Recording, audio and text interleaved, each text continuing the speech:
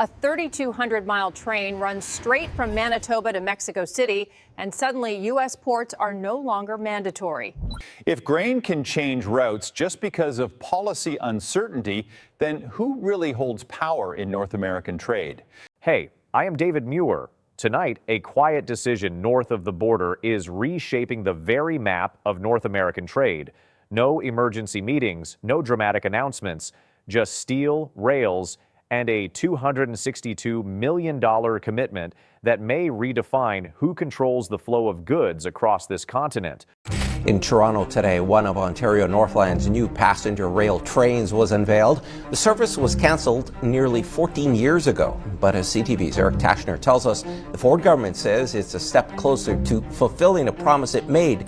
Imagine this. For over a century, Canada has basically been a delivery person who needs to ask the American neighbor for permission with every single delivery. Its grains, its minerals, its entire wealth passing through American ports, paying American fees. In talks with Canada, it's over an advertisement from Ontario's government that's been playing on American networks.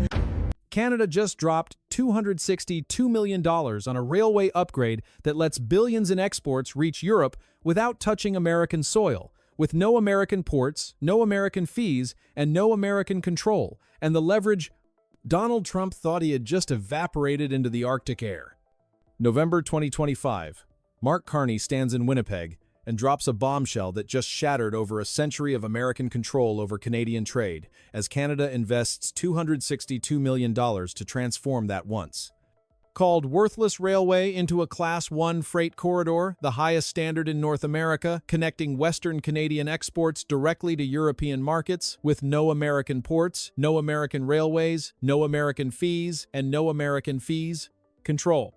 For the first time in over 100 years, billions of dollars in Canadian grain, minerals, and energy can reach global markets without asking for American permission, and there is nothing Washington can do to stop it.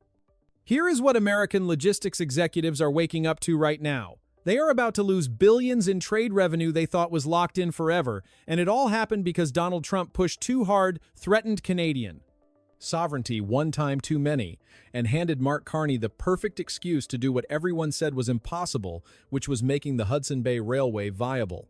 Let me show you exactly how Canada just pulled off one of the most brilliant strategic moves in North American trade history. For over a century, Canadian exporters had exactly one option for reaching international markets, which was south through the United States, as Western Canadian wheat, Saskatchewan potash, and everything else was routed through American infrastructure, and at every transfer point, the United States collected fees, while American companies controlled schedules and priorities, and Canadian exporters paid premiums for infrastructure they did not own. And this was not business. This was leverage. Because when you control someone's only path to market, you control their future, and Washington knew this until now.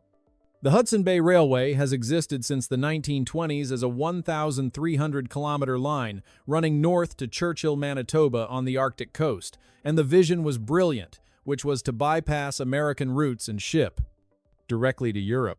But it never worked because of nightmare terrain, including permafrost, muskeg, Arctic cold, and flooding with maintenance costs that were astronomical. By the 1990s, Canada sold it to Omnitrax for $1, and when flooding destroyed sections in 2017, they abandoned it, and in 2018, 41 First Nations communities bought it back, and analysts wrote it off as symbolic, calling it dead infrastructure with no future, and nobody thought this railway would ever matter again. Then Donald Trump happened. His threats to annex Canada, his tariff wars, and his constant pressure on Canadian sovereignty were not just offensive, they were strategically stupid because instead of proving American indispensability, Donald Trump gave Mark Carney the political ammunition to do something radical, which was investing massive resources into making that impossible railway work. November 2025 brought $262 million in federal and provincial funding to upgrade the Hudson Bay Railway to Class 1 standards. And this was not maintenance, this was complete transformation with new roadbeds engineered to stabilize tracks over permafrost, modern rail and ties rated for the heaviest freight loads, upgraded bridges and culverts built to last decades, and advanced monitoring systems using ground-penetrating radar, LIDAR. drones and artificial intelligence tracking every centimeter of track in real time. Class 1 means the railway can now handle heavy unit trains carrying thousands of tons of cargo, which are the kinds of massive shipments that actually compete with established southern routes. And it means reliability because companies making long-term logistics decisions need to know infrastructure will not fail, and upgrading to Class 1 sends one unmistakable message to the private sector, which is that this railway is permanent, capable, and ready for serious business. So what actually moves on this railway? Everything that matters. Grain. Saskatchewan and Manitoba produce massive volumes of wheat, canola, and specialty crops, and almost all of it currently flows through Vancouver or American ports. But Churchill offers a dramatically shorter route to European markets, and with the upgraded railway unit trains carrying thousands of tons can reach Churchill efficiently, and with expanded port capacity, grain exports through Churchill could hit millions of tons annually and ever. A ton that goes north is a ton that does not generate fees for American infrastructure. Potash. Saskatchewan dominates global potash production, and 95% of it goes to export, and most of it currently travels through American logistics networks. But Genesis Fertilizers has already signed agreements to route imports and exports through Churchill and Class 1. Standards mean heavy potash loads move efficiently, and every shipment through Churchill is revenue. American companies just lost. Critical minerals. Northern Canada sits on enormous deposits of nickel, lithium, cobalt, and rare earth elements, which are materials powering electric vehicles and defense systems. And Churchill, with Class 1 access, means mine operators can ship directly to European refineries, bypassing American facilities entirely, and Arctic Gateway has already completed mineral shipments to Europe for 2 consecutive seasons. Energy. Alberta has proposed energy corridors to Churchill, including liquefied natural gas, hydrogen, and electricity transmission, and if built, Western Canadian energy reaches global markets without touching American infrastructure, which means complete independence. Add it all up and you get tens of millions of tons annually flowing through infrastructure that completely bypasses American control. And while the United States does not lose every shipment because some trade will always use southern routes for speed or Pacific destinations, what American companies are losing is guaranteed dependence.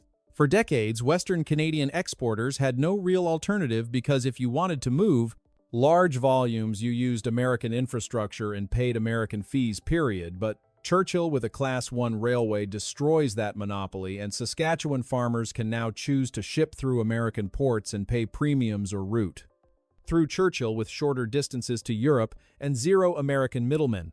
And once companies discover the economics work, they do not switch back just because American ports offer discounts. Here is the beautiful part. There is nothing the United States can do to stop this, because this is not a tariff. Canada can be pressured to reverse, and it is not a trade dispute. America can drag to international arbitration because it is simply Canada investing in Canadian infrastructure to route Canadian products through Canadian territory, which is completely legal, completely sovereign, and completely unstoppable. Donald Trump can threaten, he can bluster, and he can impose tariffs, but none of it matters because he cannot stop a railway upgrade in Manitoba. He cannot prevent grain from shipping through Churchill, and he cannot force Canadian companies to use American logistics if they have better alternatives because the leverage is gone.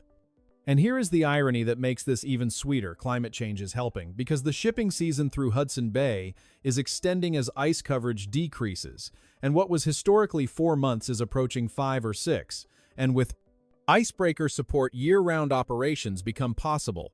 While technology that did not exist in the 1920s, like ground-penetrating radar, artificial intelligence-powered predictive maintenance, and advanced materials now makes permafrost manageable.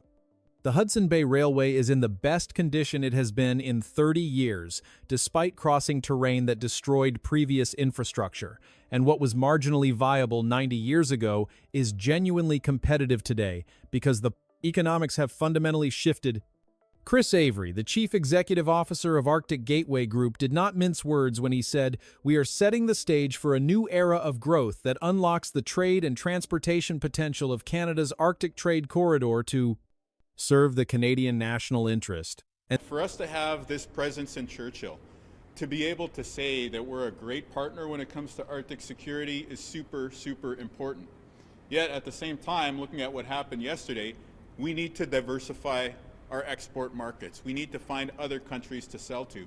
And the Port of Churchill helps us get to the EU, to the European Union. And this was not about regional development or northern Manitoba jobs, but about Canadian national interest, because this is infrastructure with strategic purpose. American logistics companies in border states are doing the math right now as they calculate the grain that flowed south, the minerals that routed through their facilities, and the billions in annual fees, charges, and premiums that added up, year after year, and all of it is potentially shifting north to Churchill and then directly across the ocean to Europe, completely bypassing American infrastructure.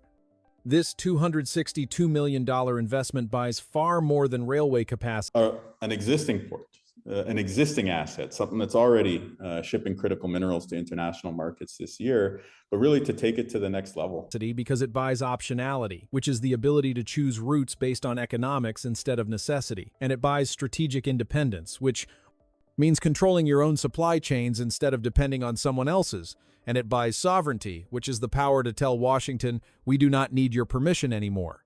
Other countries are watching this closely, because if Canada can successfully build trade infrastructure that bypasses American control, what is stopping them? Since the precedent matters far beyond one railway. And this is about demonstrating that American infrastructure is not indispensable and that alternatives exist if you are willing to invest. Donald Trump wanted to prove Canada had nowhere else to go, but instead he gave Canada the motivation to go north.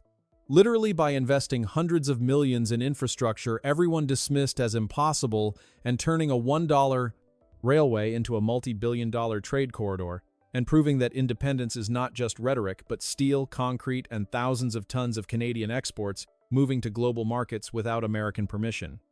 The Hudson Bay Railway is not just connecting the prairies to the Arctic, it is connecting Canadian sovereignty to economic reality, and there is nothing Washington can do except watch the trade they thought was locked in forever, find a different route,